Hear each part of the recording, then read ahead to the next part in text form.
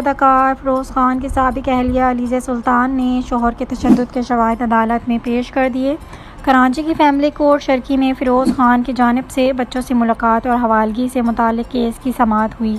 इस दौरान अदाकार फ़िरोज़ खान और उनकी साबिक़ा अहलिया अलीज़ा सुल्तान अदालत में पेश हुए। अलीज़ा के वकील बैरिस्टर कायम शाह का दौरान समाअत कहना था कि मेरी क्लाइंट पर संगीन इल्ज़ाम लगाए गए। 15 नवंबर 2020 को फ़िरोज़ ने अलीज़ा को तशद्दुद का निशाना बनाया। 16 नवंबर 2020 को पुलिस को फ़िरोज़ खान के ख़िलाफ़ तशद्दुद की रिपोर्ट जमा कराई। वकील अलीज़ा सुल्तान बैरिस्टर कायम शाह ने मज़ीद कहा कि अलीज़ा थाने गई तो फ़िरोज़ और इसके ख़ानदान ने फ़ोन करके धमकियाँ दीं। फ़िरोज़ आए दिन तशद्दुद करते थे, लेकिन बच्चों की वजह से अलीज़ा चुप रही।